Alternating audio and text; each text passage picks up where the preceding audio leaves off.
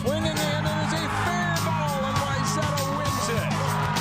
Champlin Park back to state for the third straight year.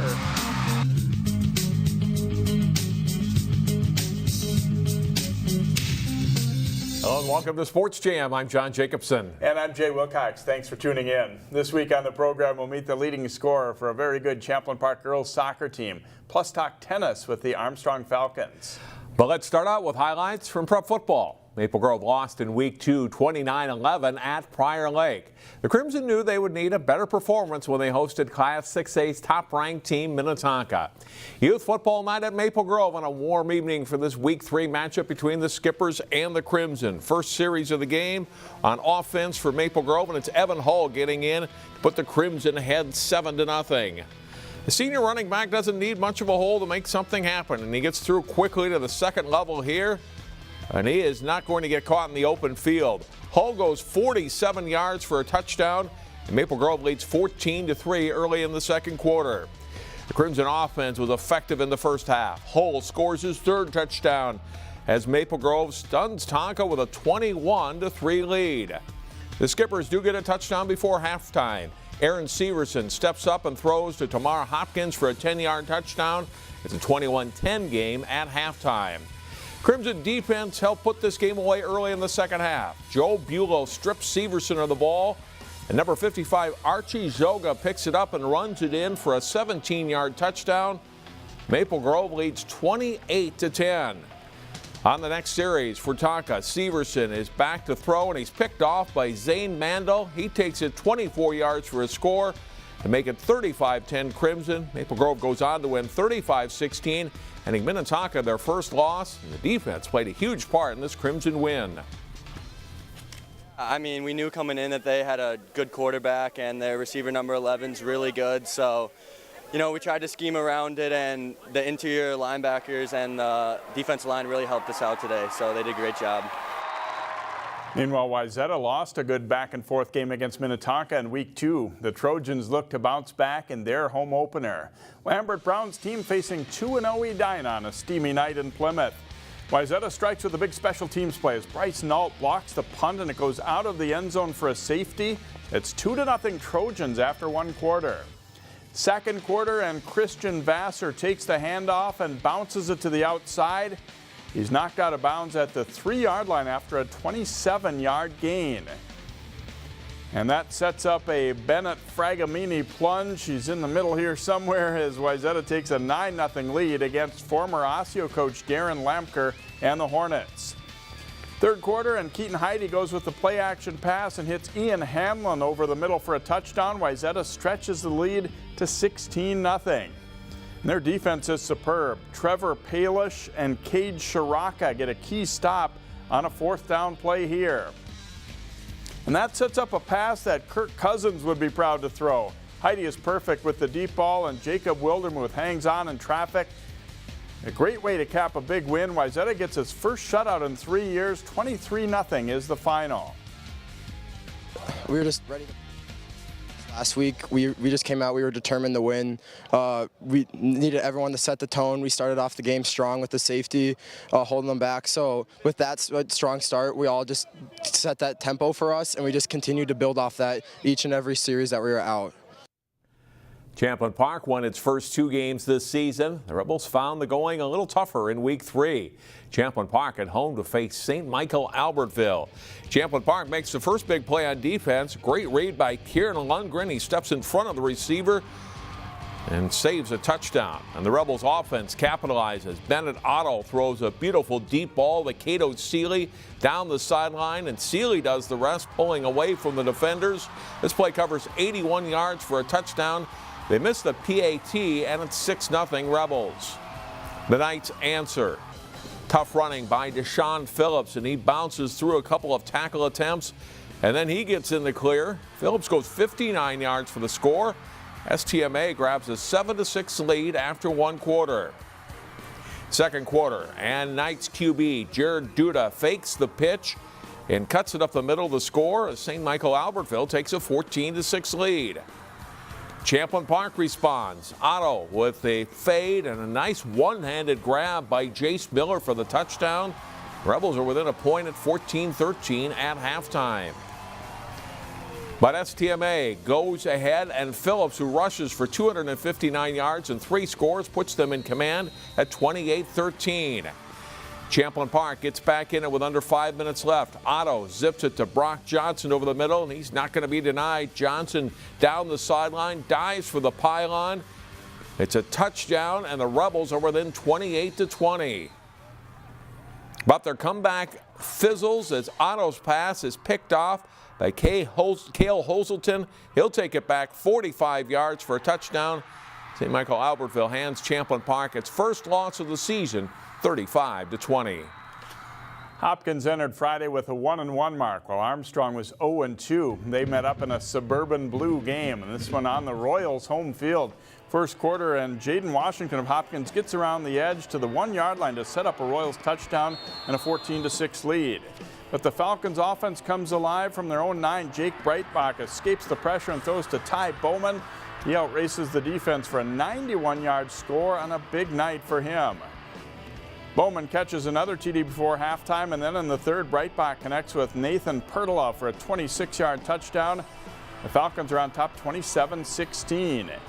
The offenses keep trading points in the fourth quarter. Armstrong's Sean Driscoll shimmies his way through the line for an 11-yard score and a 41-31 Falcons lead. Washington gets a burst of speed out of the backfield and breaks a couple of tackles for a 16-yard touchdown. Hopkins cuts the lead to 41-37. The Royals try to put together a final drive, but Armstrong's Dante Barnes gets the strip sack to seal Armstrong's first win of the season. And also John Cooper with a win to go to 3-0 on the season as well. Nice wins for Maple Grove and Wayzata. Certainly an exciting week 3 for a lot of the teams. Yeah, great 6A wins for you mentioned Maple Grove and Wayzata and Cooper, playing really good football. Lost so many good players last year, but that program seems to be in a place now where they're going to be good year in and year out. And the smaller schools, Breck and Providence Academy, both off to 3-0 starts, and good wins for each of those teams to start the season. Well, in cross country, September is a month that is full of big regular season meets throughout the Metro and the state. One of them took place Saturday in Eden Prairie. At the Metro Invitational meet, the top-ranked Wayzata boys were the best team in a strong field. Trojans' 45 team points is 16 better than runner-up Eden Prairie. Highland Park was third, followed by Chanhassen, Maple Grove, Roseville, and Champlin Park. Wayzata's Andrew Brandt won the 5K race with a time of 15 minutes, 56.8 seconds. In the girls' meet, it's number 1 Wayzata winning with Eden Prairie second. The Highland Park girls are third with Roseville, Maple Grove, and Chanhassen finishing 4th, 5th, and 6th. Champlin Park placed 7th. Molly Moaning of Highland Park won medalist honors. Wayzata's top 4 runners finished 4th through 7th overall to get the Trojans the team wins. Some good performances there, Jay, by Wayzata's boys and girls. I guess not too big of a surprise. No. After all the success that they've had in these recent years, they look very good again. More big meets coming up too. This Saturday, the Malacca Mega Meet. A lot of local schools will be there, and also the 29th, the big GRIAC Invitational at the University of Minnesota. There's more to come here on Sports Jam. Up next, soccer and tennis, plus highlights featuring Minnesota's best volleyball team. Welcome back to Sports Jam. Time to talk soccer. That's right. The Armstrong boys have been a little short-handed, but they were looking for some better results when they got their lineup back and stepped back into Northwest Suburban play. Falcons hosting Anoka in this one. Less than a minute into the game, Armstrong's Michael Arell with a nice ball ahead to Joseph Feinboy. He controls it and scores for a quick 1-0 Falcons lead. Later in the first half, Arell chips another good pass, this time to Nolan Fry, and his shot goes off the goalpost and in for a 2-0 Armstrong lead. And here's one you won't see too often. Falcons goalkeeper Bennett Scheib with the free kick. The Anoka keeper trying to punch it over the net. Instead, he knocks it in. It makes it 3-0 Armstrong, so Scheib gets the goal. That's the final, and Armstrong wins it. The Champlin Park girls soccer team is having a great season. The Rebels aim to continue their strong start as they played host to Irondale. First half, Champlin Park's Maylee Mathis and Grace Marshalik with a nice give and go. Mathis with a shot off the crossbar and hits the goalie and goes in for a 1-0 Rebels lead. Later in the first half, Alex Lotz finds Marshalik and she finishes for a 2-0 Rebels lead. Champlin Park wins 4-0. They did lose to Armstrong Saturday. We'll meet the Rebels' Alex Lotz later in our Sports Jam Spotlight. The Totino Grace boys soccer team is a defending state Class A champion. They're picking up where they left off last season. Eagles hosted Elk River in Northwest Suburban Conference play. Grace's Stevenson Lamar, a few nifty moves and scores there for a 1-0 Eagles lead. Second half, Liam Vance passes to Herbert Endele, and he buries the low shot through traffic, and it's 2-0 Grace. Coach Bill Vance's team adds one more. Endele capitalizes on the penalty kick. Top-ranked Eagles win 3-0. The added league wins over Blaine and Coon Rapids later in the week. Champlin Park's volleyball team is a huge non-conference match coming up Tuesday at defending state champion Lakeville North, the team they beat at the Southwest Minnesota State Challenge on September 8th. Top-ranked Rebels have been pretty dominant so far this season. They were at home last week to face Blaine in the Northwest Suburban Conference match. First set, Champlin Park's Emma Schmidt and Sammy Hilly combined in a block. The Blaine attack, Rebels lead 8-2. Late in the set, Hannah Praskey passes to Izzy Ashburn, sets up Lauren Clark for the kill. Champlin Park takes the first set 25-6. Future University of Wisconsin player Ashburn serving well for the Rebels early in set 2. She gets an ace, and Champlin Park leads 5-0. Later in the set, it's Clark blasting a hit off the Blaine block and down for a point. She has 11 kills in the match. Champlin Park wins set 2 25-10. Jordan Stelpas has a big third set for Champlin Park. The junior with 8 kills just in this set, and the Rebels again get out to the lead. Emma Schmidt rips an ace serve down the line for a point. Champlin Park easily wins in 3. Their next conference match comes up Thursday against Elk River. In girls tennis, two of the better teams in the Northwest Suburban went head-to-head as Armstrong paid a visit to Maple Grove. At number 1 singles, Armstrong's Nicole Schnesko is in the far court against Zoe Adkins. Adkins chases down the backhander but can't get to the forehand the other way. Schnesko wins 6-3, 6-1 for Armstrong. Number 1 doubles is a great match. Maple Grove's Ashley Denninger and Summer Demos in the near court. Demos disguises the backhand well as the Crimson duo takes the first set. Same match, Renee Brunner serves for Armstrong. Her partner Kaitlin Moe puts the volley away. Armstrong's team wins in a marathon 3-setter. At second singles, Mallory Lithun of Armstrong serves to Victoria Epstein. Lithun delivers a drop shot, but Epstein calmly handles it. She wins 6-2, 6-2 for the Crimson. At number 2 doubles, it's Maple Grove's Anusha Patel and Maddie Ross facing Sarah Appelen and Samantha Todd Hunter. The Armstrong team takes this match, and Armstrong pulls out a close 4-3 win. And we will hear from the Falcons coming up later in the program. Also still to come, our plays of the week, but straight ahead in our Sports Jam Spotlight, we meet a talented forward for a local girls soccer team trying to lead her side to new heights. The Champlin Park girls soccer team starts the week with a 7-1 record, the best in school history. In this week's Sports Jam Spotlight, we meet the Rebels' dynamo of a scorer, Alex Lotz. Alex Lott's senior year of soccer could not have started any better. Shot away and a goal. Lotz getting her second of the night, and she is already in double digits for goals scored in just 8 matches. With wins over perennial conference and section powers Maple Grove and Centennial already in hand, even she couldn't have dreamed this all possible.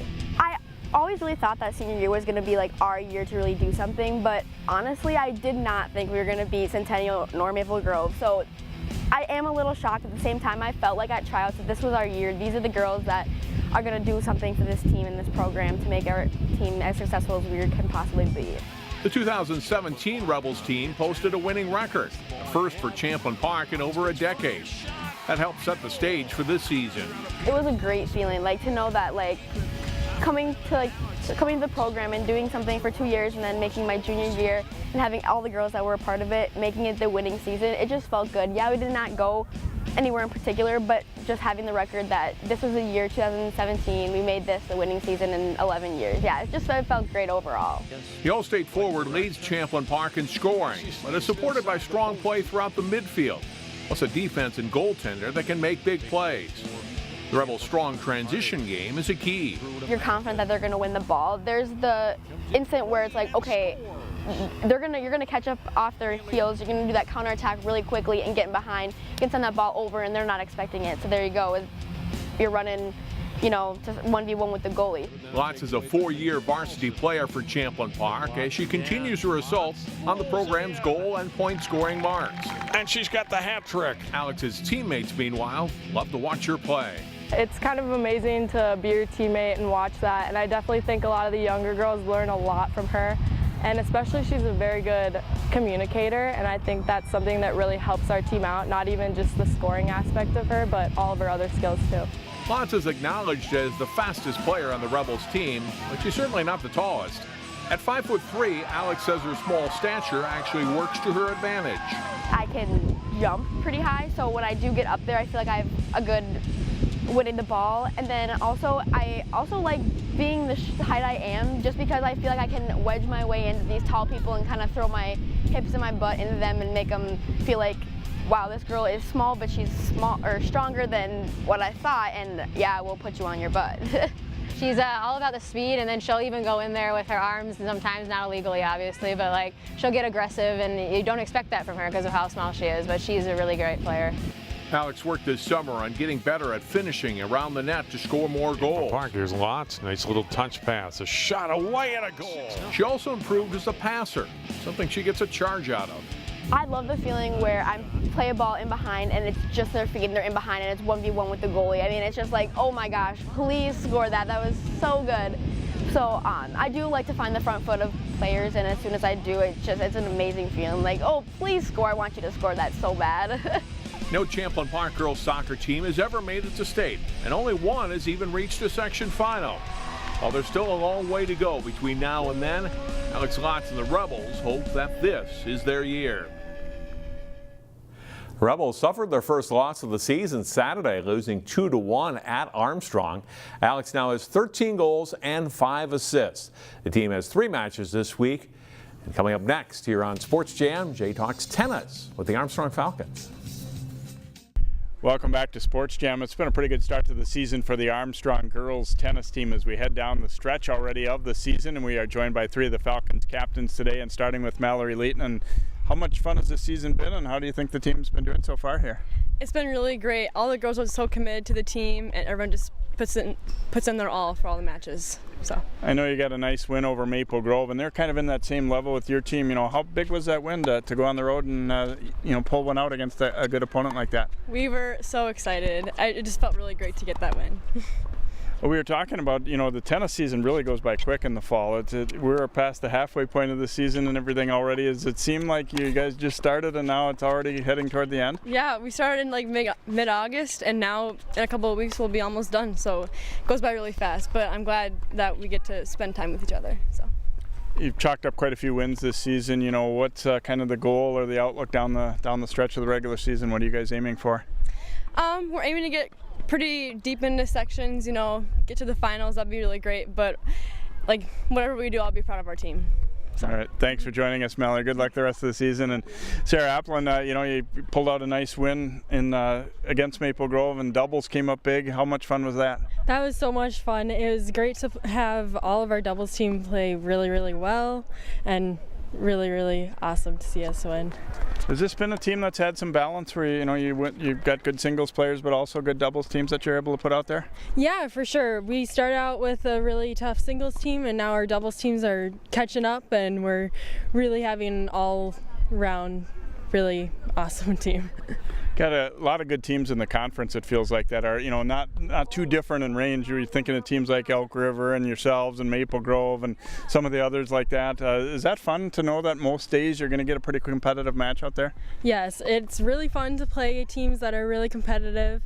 It gives us a challenge. It works on our team. It's great. As we said, the season really does fly by here, and have you thinking about the playoffs a little bit already, or at least toward the end of the regular season? Yeah, I know I've been thinking a little bit, but really for me it's all about having fun and working on our team and having a good last senior year. So. And Kaitlin Moe, the third captain here for Armstrong, and I know you had a tough one against Maple Grove, but how much fun was that one to pull it out, a 3-setter? It was so fun. My parents were there cheering me on, and I just felt so supported by my team. It was really fun. You guys came into that one, I thought, to me it seemed like a match that could go either way, and they're a good team also. And, was that an important win for your program, do you feel like? Yes, definitely. I feel like I won for not only myself, but for my team and for Armstrong. It was really fun. You guys mix in a good bit of hard work along with having fun too. Is that, part of what makes a good high school tennis team? Oh yes, we have a lot of fun and hard work with our team. Dan coaches us really well. Thanks so much for joining us, Kaitlin, and have fun the rest of the way and get set for playoff time here. Thank you. All right, Kaitlin Moe of the Armstrong girls tennis team, as they have had a very successful start to the season, and will be on the road for matches later on this week. We'll be back to wrap up Sports Gem in just a moment, but first it's our Plays of the Week.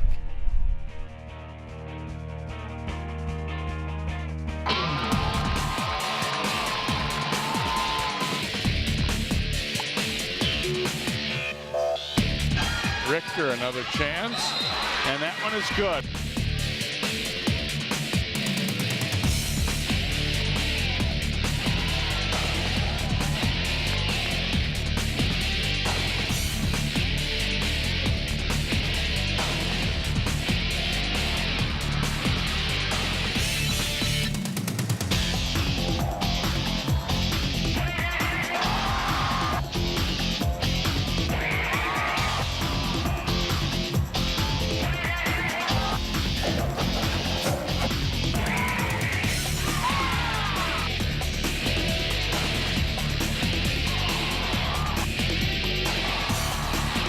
Plenty of time, throwing it deep downfield, and it's caught for the touchdown. What makes your community feel like home? Is it knowing what's happening in your neighborhood? Or when people know your name? Connections make us a community. For more than 30 years, Northwest Community Television has connected citizens, neighbors, even sports fans through video. You can learn about the latest news through our truly local newscast. We cover and air around 150 high school sporting events every year. For our cities, we air parades and city meetings that you can watch whenever you want. Then, any citizen of our cities can create and share their own original content. We'll even teach you how to use the equipment too. We have always provided you with a connected community experience, and as life gets busier than ever, we will continue to engage, inform, and inspire through CCX Media, so you can stay connected to the place you call home. Friday, October 26th is the date for the 2018 New Hope Community Prayer Breakfast. Find out more at ccxmedia.org under Cities and in the Community. Put on your best for the Daddy-Daughter Princess Ball on Friday, November 9th at the Crystal Community Center. Find out more at ccxmedia.org under Cities and in the Community. Looking for local? Even more local? CCX Media gives you the option to connect with your community on multiple levels. CCX Cities focuses directly on what's happening in your city through community corner videos, weekly interviews with local mayors, and features on local businesses and nonprofits. Plus, full coverage of city meetings, community parades, concerts, and much more. Our content can be watched at home or on the go. Connect to what's happening in your community. Visit ccxmedia.org. Don't miss the Reimagine Aging Conference on Wednesday, October 17th at Brookview Golden Valley. Find out more at ccxmedia.org under Cities and in the Community.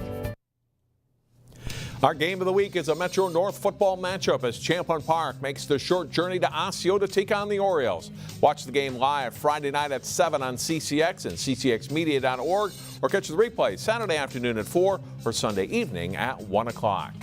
And that will do it for this week's Sports Jam. The weather turns more fall-like this week. Enjoy it, and we'll see you next time. Thanks for watching.